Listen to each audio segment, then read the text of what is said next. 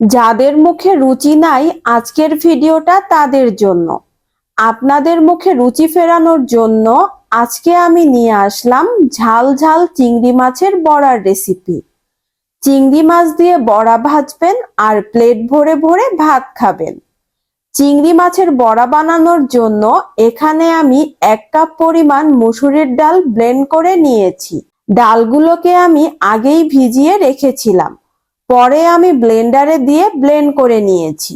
আপনারা চাইলে এখানে অ্যাঙ্কর ডাল দিয়েও বড়া বানাতে পারেন, তবে আমার কাছে মনে হয় মুসুরির ডাল দিয়ে বড়া বানালে বড়া খেতে সব থেকে বেশি ভালো লাগে। এবার ব্লেন্ড করা ডালের মধ্যে আমি 1 কাপ পরিমাণ গুঁড়া চিংড়ি দিয়ে দিচ্ছি।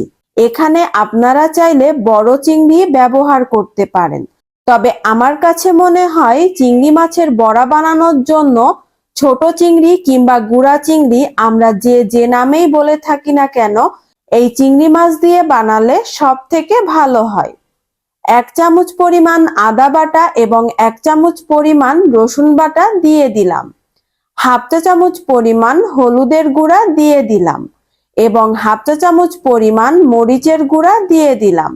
আপনারা আপনাদের পছন্দ মতো ঝাল বাড়িয়ে কিংবা কমিয়ে নিতে পারেন, তবে আমার কাছে মনে হয় বড়াগুলো যদি একটু ঝাল ঝাল হয় খেতেও কিন্তু বেশ ভালো লাগে।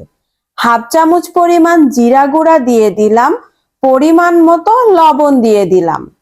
এখানে আমি 4-5টা কাঁচামরিচ ছোট ছোট করে কুচি করে নিয়েছি এক্সট্রা ঝালের জন্য, আপনারা না চাইলে নাও দিতে পারেন। 1 কাপের থেকে কিছুটা কম পেঁয়াজ কুচি দিয়ে দিলাম। এই পর্যায়ে কেউ চাইলে ধনিয়া পাতা কুচি ব্যবহার করতে পারেন।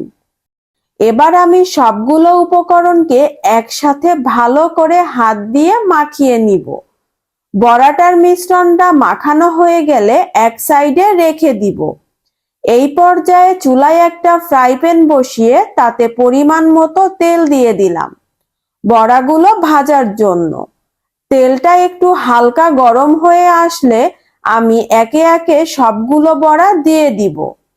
এখানে যে আপনাকে গোল শেপ করেই দিতে হবে তেমনটা না, আমি আমার পছন্দ মতো একটু বড় বড় শেপ দিয়েই দিয়ে দিচ্ছি।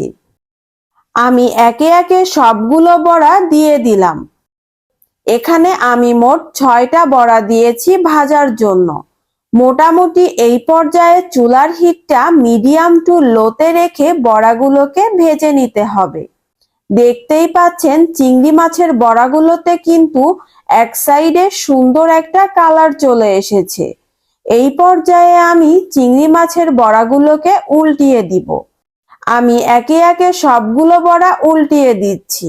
আজকে আমার এই ভিডিওটা কে কোথা থেকে দেখছেন অবশ্যই কমেন্টস করে জানাবেন। আর ভিডিওটা ভালো লেগে থাকলে প্লিজ বেশি বেশি করে শেয়ার করে দিবেন। এখন আমি আরো কিছুটা সময় এই বড়াগুলোকে ভেজে নিব। মোটামুটি 6 থেকে 7 মিনিটের মতো সময় লেগেছে আমার এই চিংড়ি মাছের বড়াগুলোকে ভাজার জন্য। চিংড়ি মাছের বড়াগুলো কিন্তু একদম ভাজা হয়ে গেছে। এখন আমি একে একে এই চিংড়ি মাছের বড়াগুলোকে একটা প্লেটে তুলে নিচ্ছি। মাশাআল্লাহ, দেখতেই পাচ্ছেন কত সুন্দর কালার এসেছে এবং কত সুন্দর দেখা যাচ্ছে। তৈরি হয়ে গেল আমার সুস্বাদু মুচমুচে ঝাল ঝাল ডাল দিয়ে তৈরি চিংড়ি মাছের বড়া। এই বড়াগুলো আপনারা সাদা ভাত, পোলাও কিংবা খালিও খেতে পারেন। সত্যি বলতে এই বড়াগুলো কিন্তু খুবই মজা লাগে। আর যাদের মুখে রুচি নেই তারা যদি এই ডাল দিয়ে চিংড়ি মাছের বড়াগুলো ঝাল ঝাল ভাবে তৈরি করে অনায়াসে 1 থেকে 2 প্লেট ভাত খেয়ে ফেলতে পারবেন। Thank you so much for watching my video. আল্লাহ হাফেজ।